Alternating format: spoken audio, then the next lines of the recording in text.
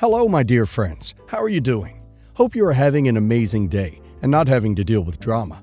Ready for new stories I have for you today? Let's go to the first one. Buckle up, as it's a long one, and don't forget to listen to the end of the story to hear my insights. Enjoy the stories, guys, and please like and subscribe. And of course, don't forget to leave a comment. I, 31 female, just wanted to share this with everyone who is going through a divorce or a heartbreak for a similar reason. I married someone who I loved with all my heart. We met in college, and right after graduation, we got married. I decided to stay home because my husband, 34 male, made a lot of money. I gave him everything, supported his business, cooked for him, cleaned for him, basically babied him a lot because I was in love with him. I thought if I was a good wife and nurtured him, he would love me back. And for like 5 years, it was good. I discovered he was cheating on me when I found a random receipt from a hotel. I investigated a little bit and found out he was in fact cheating on me. And his affair partner was my best friend, Kylie, 31 female. I was betrayed by two of my closest people. Kylie gave me a vague excuse that she didn't want to hurt me, but she just fell in love with him.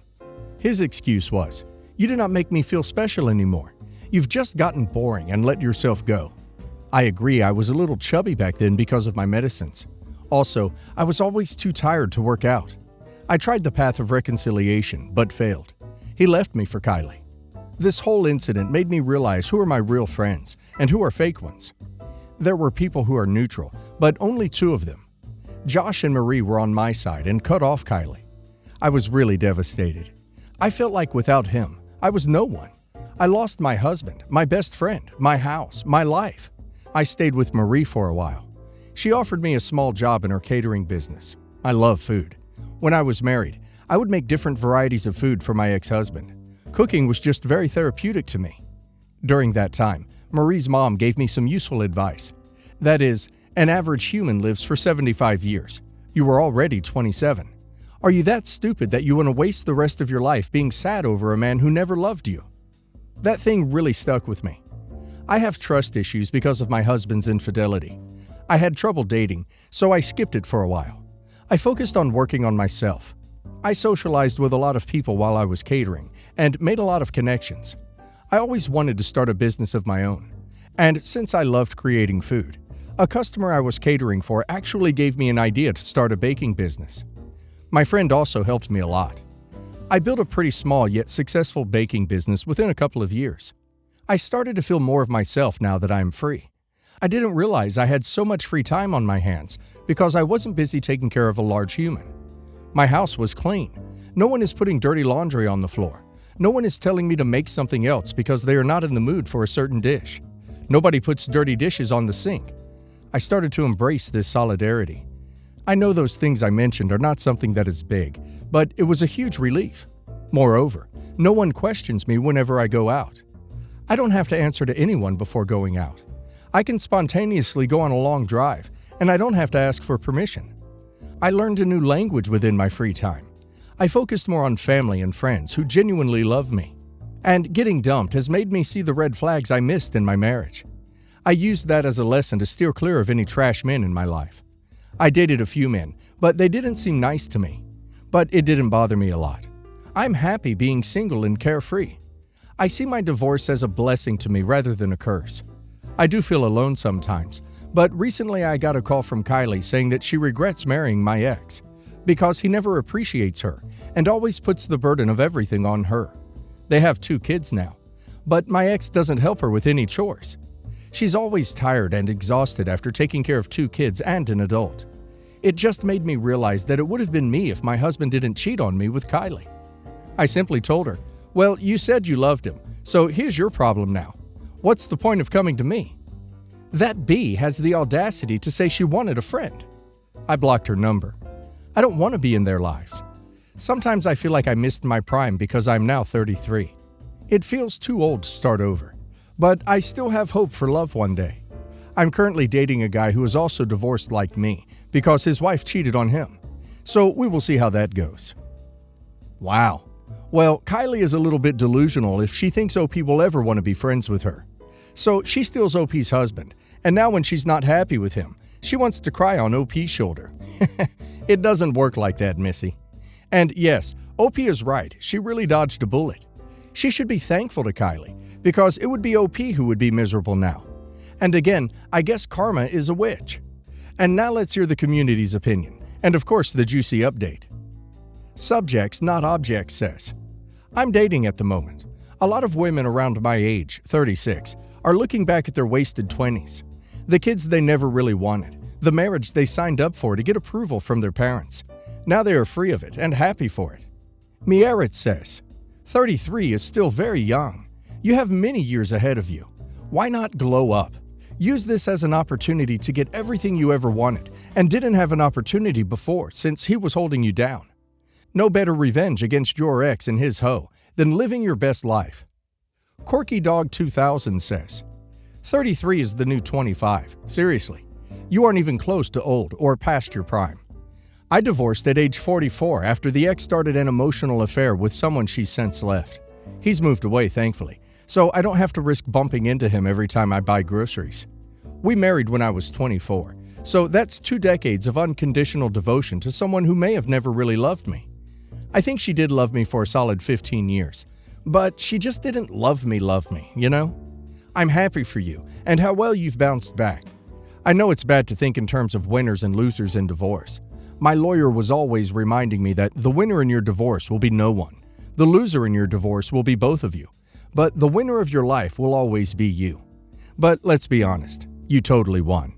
Now you're just collecting your prize. Update. I, 33 female, am in a bit of a dilemma. You see, my ex-best friend, 31 female, had an affair with my ex-husband, 34 male, when we were married. Our friendship fell apart right there.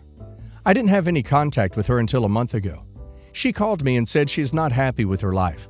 I've moved on with my life. I don't need their shenanigans. I run a small baking business.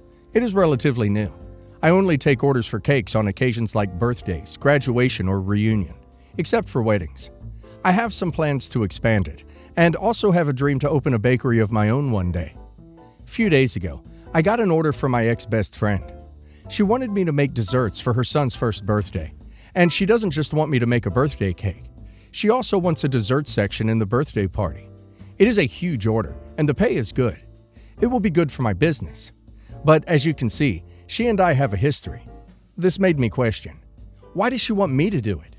My ex comes from a well-to-do family. He also has a high-paying job. She could easily hire the best baker in town. Why does she want me to do it? My business is not that big. It made me feel like she is trying to grab my attention, or just trying to sabotage my business. Or maybe she wants to talk to me after I shunned her the last time. On the other hand, the businesswoman inside me says take it. I know I can do it. The party is huge. There will be many people from an affluent background. I can promote my business to those people. It will boost my revenue as well. I'm thinking if I just avoid her as much as possible, then it will go good. But I don't know. I'm stuck in between. I need some good advice. So guys, what would you do in OP's situation? Would you take the order? I personally would not. My morals come first, and I can't be bought. But let's see what the community says. Scothia says, take it. Make them the best cake you can. Show them that you're not bothered by either of them. The best payback is no payback. ATJ says, I don't think you should do it. You've said that there's a lot of interaction when planning the bake, and you're likely to have to stay for the party. You might be over the ex and ex-best friend, but there's some weird game going on here. And the idea of you having to be on display at their party, while whatever the duck they're playing at unravels around you, while you're surrounded by your former in-laws, sounds like nightmare fuel. I have a suspicion you are a pawn, and no matter how professional you are, you'll be dragged into their drama. Taking the job in hopes you can get business from their friends will only work if your ex and ex-friend allow you to stay all business. Do you really think that will happen? Niche Griper says, her motivations may be good, trying to connect, trying to be supportive, or somewhat bad, trying to provoke you, trying to hold power over you, or more likely, it is some weird combination of the two. Honestly, the whole situation sounds kind of incestuous and an emotional nightmare. However, you seem like a serious entrepreneur, so just bake the emotional labor into the price of the order. Make it worth your while. Update 2. Sorry to disappoint you guys. I accepted the order. It looked too good to pass it to someone else. Call me a greedy businesswoman all you want. But like you said, Ask for advance payment. I did ask for it. They paid in advance. I always ask for advance full payment. I also minimized the contacts with my ex-best friend. So far, the interaction between us has been through email, and also I have an assistant who is a family friend. He knows my situation and is a middleman. I'm documenting everything. I know I'm taking a huge risk with this, but I'm willing to see where it goes. Also, I got to know that hiring me was my ex-husband's idea, not hers. My ex heard about my service from a colleague of his and wanted to hire me. I haven't talked to my ex about this. Most of my communications has been with my ex-best friend. Nothing big happened. I'm still working on it. I will post a full update after all this is done. Stay tuned. Update 3. Hi guys. I've read your advice and suggestions. You all made some really good points. So I decided to talk to my mom about it. I just needed her insights about this matter. She told me I should do what I want to do. My boyfriend also encouraged me to take the order. He says that if I had to stay to organize the dessert table, he would be there for me. I took the order, and it turns out it was my ex-husband's idea to hire me, because one of his colleagues recommended my services to him. And it was sort of short notice, so I had to rush this. Anyways, I kept it strictly about business. I did take the payment in advance, just like some of you have mentioned. I always ask for advance payments. I mostly maintained communication through email. I have an assistant who is also a family friend of mine to handle all communications. My ex-best friend tried many times to meet with me in person, but I told her to just email me because I have a lot of cake orders for other people too. I only had to meet her one time in person regarding the order. She sent me the details of the party over email, and like I mentioned, it was a huge order. I didn't just have to make a birthday cake for the baby. It is Pokemon themed. There were also cake pops, cupcakes, and macaroons. Luckily, I had my friend Marie over for some help. Yes, I did pay her. So, like usual, I went to deliver the cakes and other stuff for the party. There was already a table set at the venue. My boyfriend Josh, 35 male, came with me to support me and to keep me away from my ex-husband and ex-best friend as much as possible. As I was busy with myself, my ex approached me and said hello. Not gonna lie, seeing him after so many years, my heart just stopped. This man has given me the worst pain you could possibly give to a human. I'm glad I held my composure.